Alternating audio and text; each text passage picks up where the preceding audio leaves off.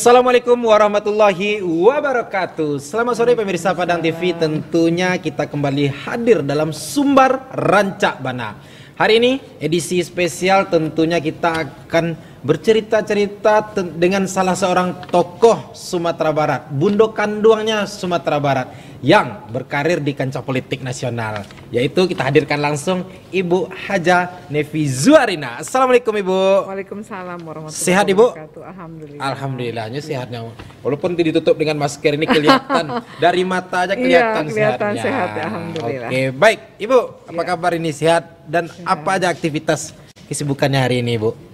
Ya, tentu Ibu sebagai wakil rakyat yang pasti adalah menghampiri ya konstituen Ibu di dapil Ibu dan memiliki kegiatan-kegiatan yang bersentuhan dengan organisasi, kemasyarakatan ya dan lainnya. Oke. Ya. Hari ini kita bersama Ibu Haja Nevi Zuarina yang merupakan, kalau boleh dikatakan sebelumnya, Ibu istri gubernur kita. Ya, Ibu istri gubernur kita. Periode 2010 sampai 2021. Periode 2010 sampai periode 2021. Lama juga ya Bu, 10 tahun ya Bu ya. Sampai 11 tahun. Hampir 11 tahun. Iya. Sosok seorang Ibu Haja Nevi Zuarina mendampingi sosok Pak Irwan Priendo menjadi gubernur Sumatera Barat. Betul. Luar biasa. Ini Betul. 11 tahun. Iya. Enak Bu, 11 tahun Bu, keliling-keliling jadi istri gubernur. Jadi istri orang nomor 1 di Sumatera Barat ya, ya. Tentunya menjadi orang terkenal yang jadi pasti ya di daerah kita. Dan kita banyak pertemanan, perkawanan, tentu kita berinteraksi dengan masyarakat.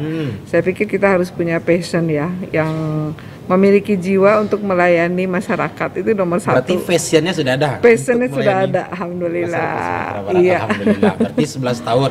Dan mungkin nggak canggung lagi ya Bu ya, karena langsung ke politik nasional, berkarir di parlemen, tentunya nggak canggung lagi karena sudah biasa dengan dengan masyarakat. Bu, apa yang menjadi motivasi dari Sumatera Barat maju ke nasional ini Bu? Apa yang menjadi motivasi Ibu sendiri ini? Yang pasti saya kan sebagai kader partai tentu mengikuti amanah partai. Pada tahun 2019 PKS, Partai Keadilan Sejahtera, meminta saya untuk menjadi caleg ya. Tentu yang pertama adalah minta izin sama Bapak ya, karena Bapak adalah suami Ibu yang menjadi imam ya Ibu ya. Izin dari Bapak itu kan berkah ya, apa namanya, mendapatkan ridho ya pada Allah Subhanahu Wa Taala. Dan Bapak ridho memberikan izin pada Ibu untuk melenggang kangkung ke tingkat nasional. Dan ternyata akhirnya memang ridho suami itu paling besar, dan akhirnya Ibu menjadi anggota dewan yang mewakili dapil Sumbar 2. Ya tentunya juga masyarakat juga yang memilih Ibu, yang membuat Ibu jadi wakil mereka di pusat gitu. Memang langsung diizinkan oleh Bapak untuk bisa dapat izin, atau memang ada prosesnya dulu bisa sampai dapat izin Ibu? Kabarnya Bapak ada izin kabarnya dulu. Dari tahun 2014 partai sudah minta Ibu menjadi wakil rakyat, ya Bapak tidak beri izin ya. Di tahun 2019 ya Bapak baru beri izin dengan alasan anak-anak sudah besar ya, karena memang sebagai ibu, sebagai seorang ibu, rumah tangga adalah fokus pertama ya untuk kita lakukan, kita prioritaskan anak-anak dan suami kita, rumah tangga kita prioritas ya. Dan ketika tahun 2019 anak-anak sudah semakin besar, dan akhirnya Bapak izinkan ya. Setelah Bapak izinkan, terus dari partai meminta, dan Ibu tentu bekerja keras ya untuk menjadi wakil rakyat. Oke, kalau dari anak-anak sendiri Ibu, anak, cucu, anak ada berapa Bu? Anak 10. Cucu sekarang 12. Sudah banyak ya Bu ya? Sudah banyak. Ini cucu panggil siapa Bu? Panggil nenek, oma, opa? Nenek. Nenek. Iya, nenek. Jadi tua ya dia Bu kalau panggil nenek? Enggak apa-apa. Dari anak-anak sendiri, cucu, kemudian keluarga tentunya, Ibu sibuk boleh dikatakan tidak hanya Padang, Jakarta ke masyarakat, ke konstituen tentunya. Betul. Ini ada nak dari anak-anak sendiri merasa, aduh, Ibu sibuk terus atau gimana? Ada nak seperti itu dari anak-anak sendiri? Iya. Jadi akhirnya karena kita juga minta izin sama Bapak, kita jadi mengimbangi. Kalau dulu Bapak sibuk jadi gubernur dan anggota DPR, Ibu ngurus anak segala macam. Nah sekarang karena Ibu sibuk, Bapak juga membantu Ibu. Tentu Bapak juga dulu mendidik anak, tapi waktunya mungkin bisa lebih banyak sekarang ketika bapak tidak menjadi gubernur ya, membantu ibu juga untuk mendidik anak. Tapi memang sekarang kan anak-anak kita sudah besar ya, paling kecil kan kelas 3 SMA, jadi tidak terlalu banyak lah ya, artinya yang menikah sudah 6 orang, insya Allah nggak ada halangan tahun ini sudah ada menikah nih, yang baru 7 ya, mohon doanya. Jadi ya untuk urusan anak bisa lah ya, kita sudah bisa lakukan berdua gitu. Oke, luar biasa. Iya. Dan juga boleh dikatakan kalau dulu masih jadi ibu gubernur, boleh mungkin sibuknya di Sumber Raja, sekarang di Jakarta sendiri. Kalau sama bapak gimana nih Bu? Dulu sama bapak sering nih. Kalau sekarang mungkin bisa jadi ibu di Jakarta, bapak di Padang ya Bu? Enggak, bapak tinggalnya di Padang. Bapak di Padang. Tinggal di Jakarta, tapi masih bolak-balik ke Padang sama dengan ibu. Kami menyesuaikan bersama-sama saja. Ketika saya ke Padang, bapak ke Padang. Ketika bapak pulang ke Jakarta, kita pulang ke Jakarta. Sebelum kita lanjut tentang masalah politik lah Bu, nantilah politik cerita masalah politik. Mungkin banyak dari para ibu di rumah yang ingin tahu ini seperti apa strategi kisi-kisi tips yang ditawarkan oleh Bu Nevi Zuarina sendiri dalam membangun rumah tangga. Karena boleh dikatakan keluarga yang hebat, keluarga yang baik itu terlahir dari ibu yang baik. Bukan berarti bapak nggak baik. Artinya banyak yang mengatakan seperti itu, terlahir dari ibu yang baik. Begitu juga negara yang hebat, negara yang kuat, negara yang cerdas itu terlahir dari para perempuan-perempuan yang hebat. Bahkan dikutip oleh Ibu Nevi Zuarina. Berbicara tentang keluarga yang hebat dulu ini seperti apa nih tips yang ibu tawarkan membagi waktu dengan anak-anak, seperti apa cara komunikasi kepada anak-anak sendiri dan keluarga tentunya? Ya, ibu sejak anak-anak lahir bahkan juga dalam kandungan ya selalu mendidik mereka. Pertama adalah dekat ya kepada Tuhan, dekat mulai dari kandungan sampai sudah mereka lahir. Bayi, sekolah ya, SD, TK, PAUD, SMP itu dekat sama Tuhan ya, karena ibu yakin dengan mereka dekat sama Tuhan, dengan Allah Subhanahu Wa Taala, Allah menjaga mereka ya, karena kita hanya bisa menjaga anak kita ini katakanlah ketika dia bersama kita itu sampai SD ya, nanti ketika dia SMP, SMA, bahkan kuliah, bahkan sudah bekerja itu kita sudah memberikan basic ya kepada mereka, agama yang kuat, terus kita berdoa Allah menjaganya.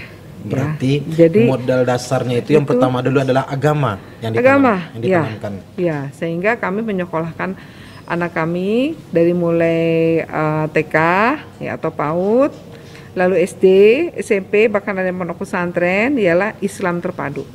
TK IT, SD IT, SMP IT atau pondok pesantren, baru terus SMA-nya bisa negeri karena mau kuliah di universitas negeri.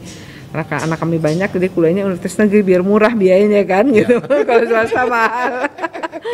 Nah, jadi pakai strategi juga ini ya. Jadi memang pembekalan agama ini kuat. Ya, menurut Bapak dan Ibu, mereka harus dekat kepada Tuhan ya. Harus dekat. Ya. Karena yang menjaga mereka itu adalah Allah Subhanahu Wa Taala. Kita hanya bisa menjaga ketika mereka dalam rumah. Jadi mereka ketika keluar rumah, ya kami berdoa Allah menjaga mereka.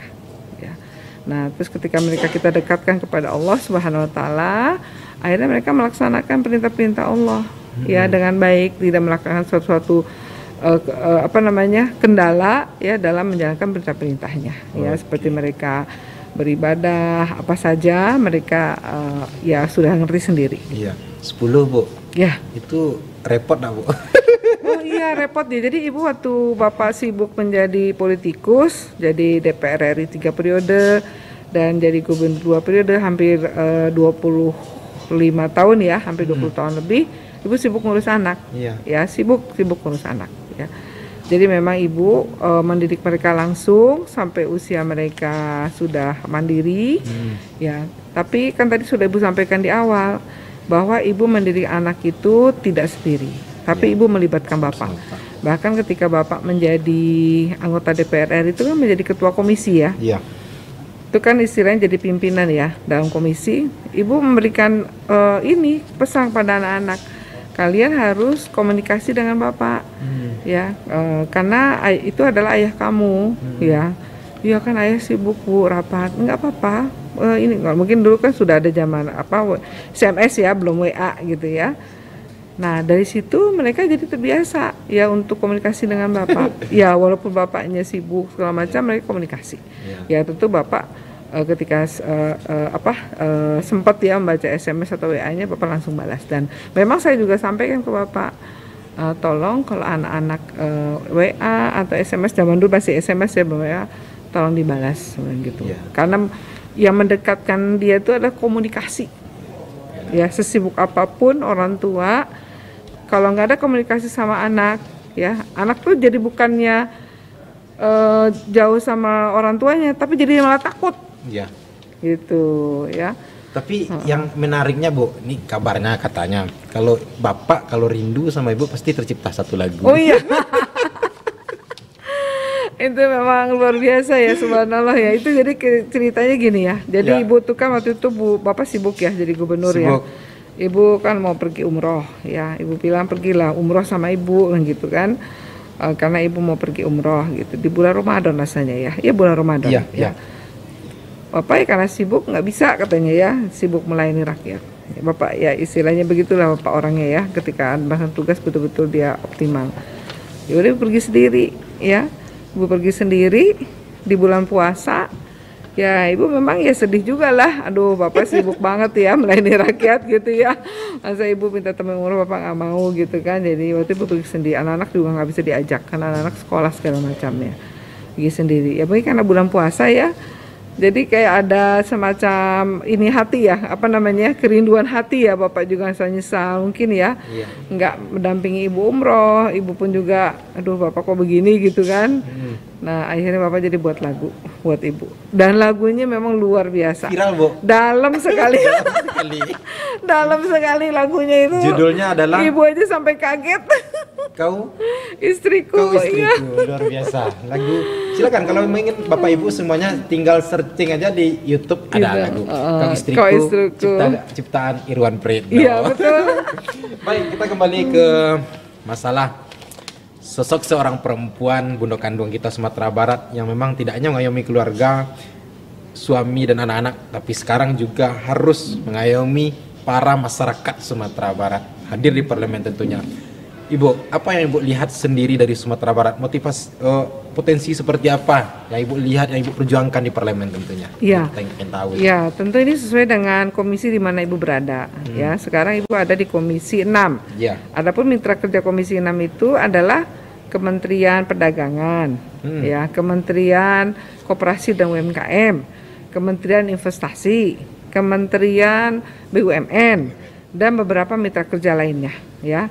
Dari kementerian itulah ya Ibu bisa menyalurkan program-program pemerintah ya untuk masyarakat di dapil Ibu ya. Tentu dari program itu seperti Kementerian Perdagangan ada program revitalisasi pasar. Nanti kalau di Kementerian BUMN ada program untuk PAUD, untuk masjid ya, untuk kebutuhan masyarakat lah ya, sosial ya, apa saja misalkan ada pelatihan atau ada kegiatan, kebetulan Ibu kan Komisi 6, Ibu bisa bekerja sama dengan teman Ibu yang di Komisi 5, juga bisa membangun irigasi ya, terus juga jalan usaha tani ya. Jadi Ibu sebenarnya melengkapi apa yang dilakukan oleh pemerintah daerah. Jadi yang enggak pemerintah daerah lakukan, Ibu lengkapi. Ya tentu untuk masyarakat di dapil Ibu dengan melalui mitra kerja Ibu. Tapi ada jadi pertanyaan bagi kita-kita aja di masyarakat nih Bu. Kata orang kalau maju menjadi DPR RI atau DPR pasti dari dalam dapil atau kampung halamannya sendiri. Misalnya Ibu kita ketahui Bu Devi Zuriana orang pesisir. Rumahnya di Padang, di Indarung. Kemudian majunya di dapil 2. Waduh. Ini kenapa majunya kok di dapil? Seru pertanyaannya ya. Pertanyaan menjebak ini. Bukan menjebak, tapi ini apa nih yang menjadi motivasi? Subhanallah ya, Ibu juga nggak tahu ya sampai saat ini kalau Ibu memperkenalkan diri, Ibu bawa nama Bapak.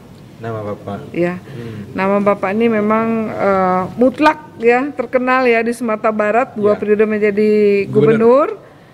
Rasanya Ibu mungkin walau alam ya, ketika Ibu menjadi wakil rakyat bukan di kampung halaman Ibu, mungkin ada faktor nama Bapak juga, mungkin ya, nggak walau alam ya.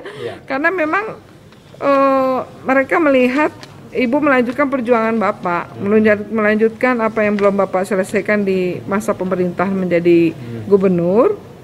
Nah, Ibu lakukan gitu ya di dapil Ibu. Ya mungkin Bapak belum selesaikan ini, belum selesaikan itu, ya Ibu lanjutkan. Ya. Ya, jadi kayaknya ada juga bawa nama Bapak, Nama tapi Bapak. kan iya, tapi kan Ibu nggak pakai bawa nama Bapak, nama Ibu kan Haja Nevi Zuerina. Iya, betul.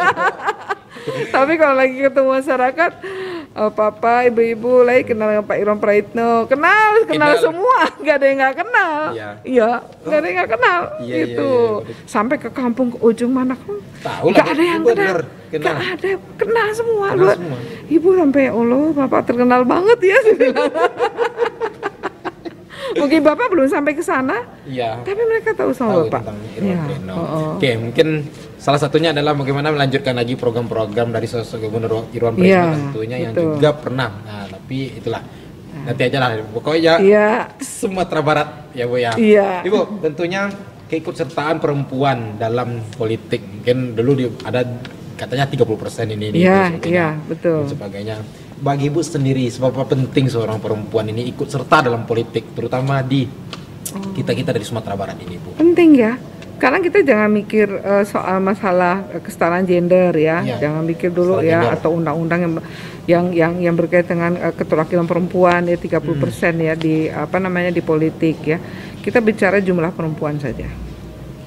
Jumlah perempuan di Indonesia berapa sekarang? Jumlah perempuan di Sumatera Barat sekarang berapa? Hampir sama dengan jumlah laki-laki. Sekarang yang ngurus urusan perempuan siapa? Ya. Laki atau perempuan? Perempuan kan? Perempuan. Ya, bagaimana mengurus rumah tangganya, bagaimana mengurus sekolah anak-anaknya, bagaimana meningkatkan ekonomi keluarganya, bagaimana meningkatkan kapasitas perempuannya untuk menjadi perempuan yang cerdas, sejahtera, dan mandiri. Perempuan yang mikirin. Maaf, apakah yang laki-laki mikirkan? Ya, nah itulah gunanya keterwakilan perempuan 30% di parlemen atau di politik atau di pemerintahan. Yang tahu urusan perempuan itu perempuan. Ya, sekarang makanya kita mengedukasi kepada kaum perempuan untuk bagaimana perempuan memilih perempuan. Selama ini yang saya lakukan banyak untuk urusan perempuan, pelaku UMKM, terus ibu-ibu PAUD, terus kelompok wanita tani, terus juga ada guru-guru SD perempuan ya, perempuan semua. Alhamdulillah, perempuan senang jadinya ada keterwakilan perempuan di pusat. Mungkin lebih mudah untuk curhatnya ke sosok Mungkin wakil ya, perempuan. mungkin seperti itu. Karena kita ingat zaman Nabi Muhammad SAW, ketika Nabi mendidik kaum perempuan, yang mendidik adalah para istri Nabi gitu. Jadi komunikasinya gampang. Gitu, ngomongnya enak, curhat sama ibu, sama wakil rakyat yang perempuan. Iya. Gitu. Tadi Ibu menyinggung tentang masalah UMKM nih Bu. Ya. Mungkin beralih juga ini masalah perempuan UMKM. Tentunya kita kenal Ibu Nevi Zuerina sangat juga fokus lah terkait masalah UMKM di Sumatera Barat, khususnya di Sumatera Barat ini. Seperti apa Ibu melihat pasca pandemi yang sekarang kita rasakan? Boleh dikatakan agak sedikit itu. Tentu kita prihatin ya, sebagai Bunda UMKM Sumatera Barat, saya prihatin ya. Pelaku UMKM itu jumlahnya di seluruh Indonesia itu 64 juta. Setengahnya itu udah mati. Ya, setengahnya lagi bertahan ya atau mati suri ya. Nggak apa-apa. Ya, yang penting kita memiliki pelaku UMKM yang bersemangat untuk bertahan di masa pandemi. Nah, inilah kita tugasnya wakil rakyat terutama di Komisi 6 karena bersentuhan dengan Kementerian Koperasi UMKM. Alhamdulillah kami sudah kementerian sudah menyalurkan program BEPUM, bantuan presiden untuk ultramikro. Ya, tahun 2020 para pelaku UMKM itu dapat 2,4 juta, 2021 mendapatkan 1,2 juta rupiah dana segar langsung ke rekening mereka. Kita berharap ya mereka bisa bangkit dengan adanya dana segar dari pemerintah gitu. Ya, banyaklah kita lakukan. Ya. Sebagai keterwakilan perempuan dari Sumatera Barat Bu, dan juga sebagai tidak hanya perempuan tapi seluruh warga Sumatera Barat, amanah sebagai wakil rakyat tentunya. Ini apa yang menjadi menurut Ibu yang jadi prioritas pemikiran utama yang harus kita lakukan untuk Sumatera Barat ini, Bu? Untuk seorang ibu yang juga memperhatikan kaum ibu khususnya ya di Sumatera Barat, tentu bagaimana seorang ibu ini menjadi perempuan pahlawan ekonomi rumah tangga. Ya, itu ibu prioritas pertama.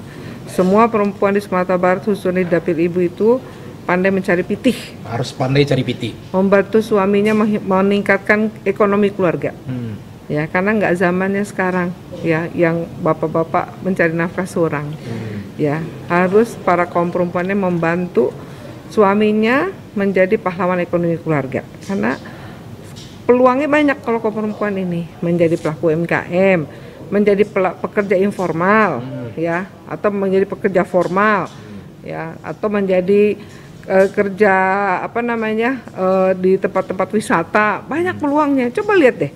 Yang jual-jualan di tempat-tempat wisata siapa? Ya, banyak perempuan jualan telur asin, isi cincin, banyak perempuan kan? Nah, itu ibu dukung semua. Ya, ibu istilahnya angkat ya mereka menjadi pahlawan ekonomi keluarga. Mereka, ibu bilang, udah sampaikan, ibu-ibu dapat aja 50.000 per hari bersih, dikali 30 hari nggak istirahat jualan, ya berarti dapat sebulan berapa? 1,5 juta rupiah.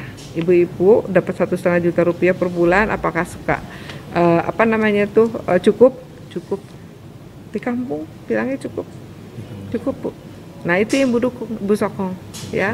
Jadi bagaimana perempuan ini menjadi pahlawan ekonomi rumah tangga.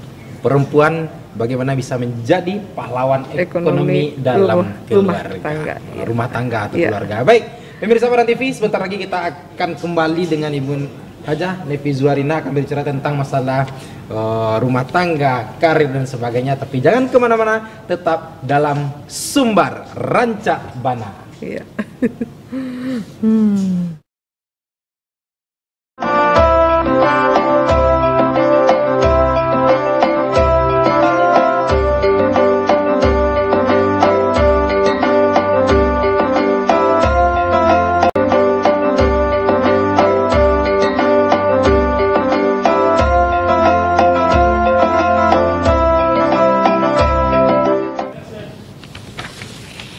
Baik pemirsa Padan TV, kembali lagi dalam Sumbar Rancak Bana. Kita masih bersama Ibu Hajah Nevi Zuarina, tentunya berbicara tentang karir, keluarga, dan politik tentunya. Ibu, hari ini kita masih bersama Ibu Nevi Zuarina. Biasanya kalau yang sibuk-sibuk seperti ini biasanya agak lupa dikit-dikit, tapi kita tes dulu, kayaknya enggak ini. Mudah-mudahan lupa. Kita ada quiz untuk Bu Nevi Zuarina. Quiznya gampang sekali, Bu. Kalau Ibu bisa jawab, nah, kita tes, kita uji. Iya, mudah-mudahan bismillah. Tapi jawabnya cepat ya. Cepat ya. Mikir sebentar boleh kan? Mikir sebentar boleh. Baik, pertanyaan yang pertama. Iya. Cepat nih. Jangan susah. Nama anak nomor 3. Kita mikir dulu ya. Masya Dia Usyahidah. Dia Usyahidah. Dia Usyahidah. Ya. Nomor 7. Sahwatul Islam. Cucu pertama. Haunan. Apa lagi ya? Apa lagi kita ya? Juga yang gila. Baik. Nikah di umur berapa? 20 tahun. Aduh, tahun, oke. Takut salah.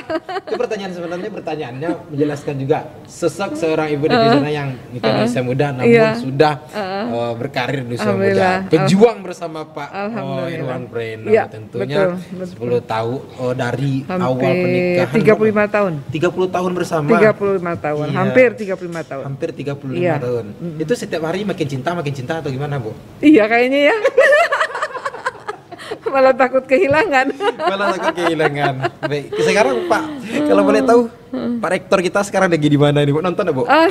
Iya, Ibu udah kirim. Sekarang lagi ini ya, siap-siap pulang ke Jakarta kebetulan. Jam 18.30 naik pesawatnya. Iya. Ada acara di Jakarta yang nggak bisa ditinggal. Tanya besok. Di saat Ibu berpolitik ini ada nggak pesan-pesan khusus yang disampaikan oleh Pak Irwan Preno yang juga pernah bahkan jadi ketua komisi? Iya, banyak. istriku, hati-hati, ini harus dilakukan seperti ini. Nah, seperti apa? Banyak betul ya. Nah. Bapak itu adalah mentor politik pribadi ibu. Mentor politik pribadi ya. Nah, ya tanpa digaji lagi. Tanpa digaji. Tanpa digaji. Dan tempatnya pun bebas. Bebas Di dapur, di kamar, bisa saja. Di mobil, di telepon, di mana aja ya. Banyak ya, ibu banyak harus belajar sama bapak, terutama dalam politik ini. Yang pertama adalah kita harus istilahnya itu, jiwa kita harus tenang. Ya. Karena tentu kita banyak menghadapi masalah dalam politik ya, kita nggak tahu masalahnya apa. Kadang-kadang jadi aduh, hanya Tuhan yang tahu masalahnya apa ya. Kadang-kadang dalam sekejap kita punya masalah gitu ya, dalam waktu yang singkat kita punya masalah yang tidak sengaja kita lakukan. Mungkin itu hal kecil tapi dibesar-besarkan oleh kompetitor kita ya. Mungkin politik ya beginilah politik ya. Ibu, saya pikir ya saya harus banyak belajar sama Bapak. Yang saya lihat pertama adalah memang bukan kejiwaan, emosi kita itu harus stabil, dekat ya kepada Tuhan, itu dekat yang pertama. Itu pesan yang disampaikan oleh Bapak, harus bisa mengontrol rasa emosional dan selalu terjaga tentunya. Iya betul, itu yang pertama. Ibu tentunya tidak mudah juga lah. Dengan kesibukan yang luar biasa, misalnya dikatakan ini kalau boleh tahu mentornya kapan aja? Pas ketemu atau tiap hari? Tiap hari, tiap detik ya. Ada masalah langsung telepon. Kan enak kan, nggak digaji. Mentornya berkualitas nasional ya. Mentornya mentor nasional. Mentor nasional. Prof dong Bu. Udah prof lagi.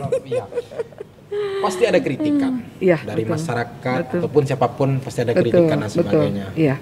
Ada Bu. Tentu kritikan bagus ya buat ibu ya, ini juga Bapak pesan ya, karena dengan kritikan itu kan berarti ada evaluasi dari masyarakat ya, kita sebagai wakil rakyat selama itu memang kita bagus kita perbaiki ya. Ternyata kritikan itu sebetulnya bukan kita lakukan ya, kita istilahnya ya, menjadi masukan lah ya buat kita ya, bahwa yang namanya masyarakat memang jeli ya terhadap wakil rakyatnya. Dan itu sebetulnya bagus ya untuk adanya checks and balance-nya dari masyarakat terhadap wakil rakyatnya. Kita terima dengan baik. Oke. Untuk mengunjungi konstituen ini Bu, ini kalau boleh tahu kita dari Nefizuriana seperti apa juga untuk bisa langsung menerima aspirasi dari. Saya selalu setiap saat ya, begitu ada waktu saya selalu menghampiri konstituen saya.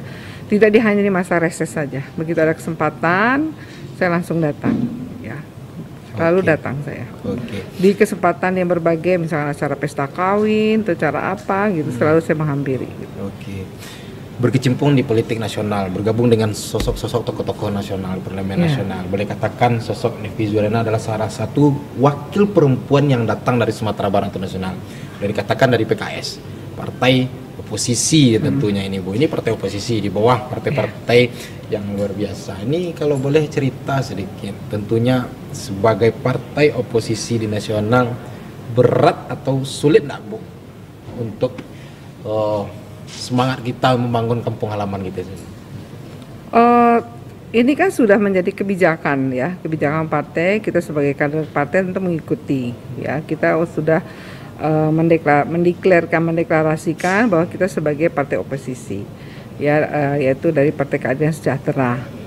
Untuk negara yang hidup demokrasi, sepertinya kalau ada oposisi malah bagus dong ya, istilahnya ada check and balance ya, penyimbang juga gitu ya. Bukannya mengatakan bahwa nanti semuanya bersatu terus nanti jadi benar, bukan, tapi justru dengan adanya oposisi jadi ada penyimbang gitu ya. Nah, di sini tentu kita sebagai partai oposisi yang konstruktif ya, terus atraktif ya, dan juga inovatif ya. Partai oposisi yang justru membangun negara kesatuan Republik Indonesia. Itu yang perlu kita ketahui bersama ya. Jadi partai oposisi tapi juga sama-sama membangun negara gitu. Nah, kalau kita memiliki persepsi seperti ini, menjadi partai oposisi nggak berat. Kita sama-sama bangun negara kok. Iya. Menjadi negara besar dengan jumlah yang penduduknya 270 juta orang. Nah, tapi sekarang kita posisinya di partai oposisi gitu. Nah, kita punya pandangan seperti itu nggak berat. Ya, karena kita sama-sama membangun negara. Oke. Baik, kita kembali lagi ke pemirsa kita yang menyaksikan hari ini. Mungkin ada di sini para ibu-ibu, para petani juga yang hadirnya menonton menyaksikan hari ini. Mungkin mungkin program-program yang akan kita gencarkan untuk Sumatera Barat ke depan atau beberapa waktu ke depan ini, terutama di Sumatera Barat sendiri, khususnya di Dapil 2 dan sebagainya. Untuk Sumatera Barat, program Ibu sendiri, mulai dari UMKM, petani, kita juga ikut konsentrasi dengan masalah petani dan sebagainya. Iya, jadi kan Ibu sesuai menyalurkan program pemerintah itu melalui dengan mitra kerja Ibu ya, ada Kementerian Perdagangan. Kementerian Perdagangan itu biasanya programnya revitalisasi pasar, ya. Ada Kementerian Koperasi dan UMKM, ya itu nanti programnya ada yang BPUM kemarin ya, mensosialisasikan bantuan Presiden untuk ultramikro, ya. Alhamdulillah kan kita sudah menyalurkan dari Kementerian Koperasi itu hampir 12 juta ya pelaku UMKM di tahun 2020. Lalu di tahun 2021 9 juta pelaku UMKM ya. Mudah-mudahan nanti di tahun 2022 ini kita tunggu program dari Kementerian Koperasi dan UMKM untuk UMKM apa programnya. Ya, kita sedang tunggu. Lalu terus dari Kementerian Investasi tentu kita melihat investasi yang ada di Sumatera Barat. Terus yang Kementerian BUMN programnya adalah menyalurkan aspirasi ya masyarakat melalui program CSR. Ya, nah ini kan bisa dengan revitalisasi masjid, musola, PAUD, sekolah, SD. Itu pokoknya program masyarakat yang mereka membangun sendiri ya untuk pembentukan karakter generasi penerus. Mereka kita bantu ya, di mana pemerintah tidak bantu tapi kita bantu ya dengan Kementerian BUMN ya. Tapi ini juga ada aturannya ya, ada prosedurnya ya. Intinya adalah menyalurkan aspirasi ya dari masyarakat. Baik, sebelum kita lanjut ada kuis lagi. Nah, ini kita kembali ke kuis. Kuis ini harus di-refresh kuis terus ya. Harus ada kuis lagi deh. Iya, jangan yang susah ya. Kuisnya enggak ada yang susah. Iya. Cucu berapa orang? 12. Udah dihitung. Gelar yang dimiliki oleh Pak Irwan Praitno. Profesor Dr.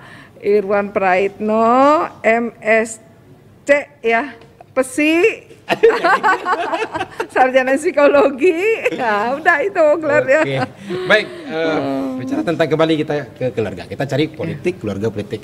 Kembali ke keluarga Ibu. Boleh. Tentunya semangat di dunia politik ini akan ada ditularkan ke anak-anak seperti apa, atau ada anak-anak yang sudah juga berencana seperti sosok ibu dan ayahnya seperti apa gitu? Oh iya, kita untuk masuk dunia politik itu bukannya gampang ya, karena dunia politik itu adalah dunia yang penuh dengan pertarungan ya, dan kita adalah dunia yang penuh dengan pelayanan kepada masyarakat ya. Nah terus kita harus punya passion untuk melayani masyarakat. Nah, dari 10 anak ibu itu yang kayaknya dia mau melayani masyarakat tuh cuma 1. Yang mana tuh? Yang nomor 6. Profesinya? Sekarang profesinya ini pengusaha aja dia, pengusaha dia. Yang nomor 6 kayaknya. Nomor 6, cuma 1, yang lainnya nggak mau gitu. Dan kita tidak bisa memaksakan anak-anak kita untuk masuk dunia politik. Tapi ada hal yang luar biasa, menarik yang harus diketahui oleh para ibu. 10 anak, semua ke 10-10-nya luar biasa. Selain penghafal Al-Quran, kita tahu, kita udah sering kan kantor gubernur kita sering juga dulu. Iya, ada acara sama ibu. 10 semuanya penghafal Al-Quran dan luar biasa. Mulai dari ada dokternya. Oke, yang pertama profesi. Kedua dokter. Yang ketiga juga profesi.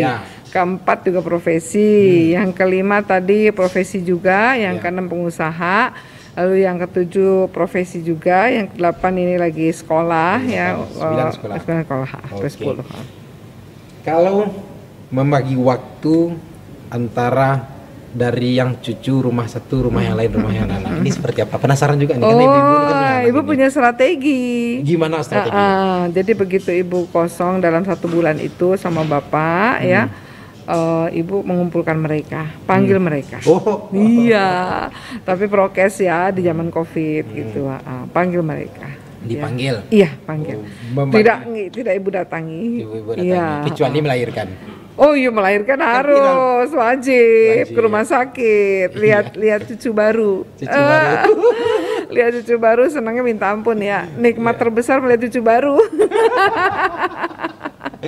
Nikmat terbesar melihat cucu baru. Iya. Dan insya Allah kabarnya sebentar lagi akan juga lepas lagi satu ya. Iya, insya Allah. Mohon doanya biar lancar. Iya.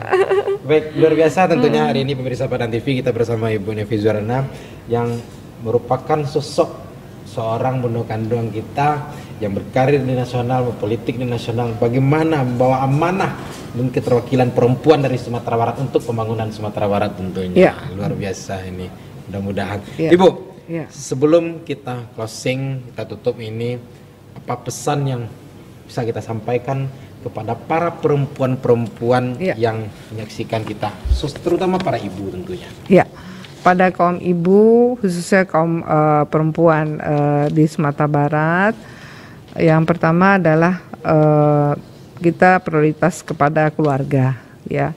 Keluarga adalah nomor satu segala-galanya. Baiti janati, surga itu adalah di rumah, sehingga kita sebagai ratu ya daripada rumah tersebut harus menghidupkan rumah itu menjadi surga, sehingga anak-anak dan suami kita betah. Ya, setelah kita prioritas mengurus rumah tangga, ya asri suami rumah tangga kita, baru kita bisa melaksanakan kegiatan masyarakat ya, atau kegiatan yang lain seperti bekerja di kantor atau mungkin menjadi politikus atau menjadi pengajar itu. Jadi prioritas rumah tangga ya, supaya rumah tangga kita aman, tentram, damai. Oke, aman, tentram, damai. Ya. Terakhir, pesan untuk para anak-anak, terutama anak-anak yang mudah-mudahan menonton hari ini. Oh iya, dan mudah-mudahan videonya juga ada di YouTube nih, bisa disaksikan. Anak-anak nih. Pada anak-anak, apa kita ingin tahu juga nih seperti apa Ibu Nevi Zuarana menyampaikan pesan buat anak-anaknya. Ini khusus buat anak, silakan. Ini kan ibu sebagai bundanya milenial ya, karena anak ibu kan milenial semua kan. Ya, kalian anak-anak muda yang sekarang kita sebut dengan generasi milenial, bahkan juga sudah menjadi generasi zenial ya, Zen ya, generasi Z ya. Kalian harus menjadi generasi yang menjadi harapan kami di masa yang akan datang, menjadi pemimpin ya. Tentu pemimpin yang memiliki idealisme yang tinggi ya. Pemimpin yang tidak pragmatis ya, pemimpin yang melindungi rakyatnya, karena kalianlah nanti yang akan menjadi pengganti-pengganti kami, sehingga sekarang kalian mengolah diri ya, menjadi pemimpin yang beridealisme tinggi ya, dengan kalian aktif di organisasi, dengan kalian aktif memiliki keberhasilan ya dalam kehidupannya, misalkan dia sekolah berhasil, menjadi entah itu menjadi ahli seni berhasil, atau menjadi ilmuwan berhasil. Nah, nanti kalian akan mendapatkan masanya kalian menjadi pemimpin kami di masa akan datang. Amin. Jadi pesan kami ya, kalian harus menjadi pemimpin yang beridealisme tinggi. Oke. Ada yang lupa, Bu. Ya. Untuk Pak Rektor Profesor Dr. Haji Irwan Preno PSG MSc. Iya, PSG MSc iya. Sampai ke pesan Bapak gitu. Sampai ke Bapak. Oh iya. Kalau untuk Bapak sendiri, sehat selalu paling penting. Oh iya. Jaga kesehatan. Pada suami saya Pak Irwan Praitno, terima kasih telah mendukung kami dan keluarga kami dan mendidik kami dengan baik.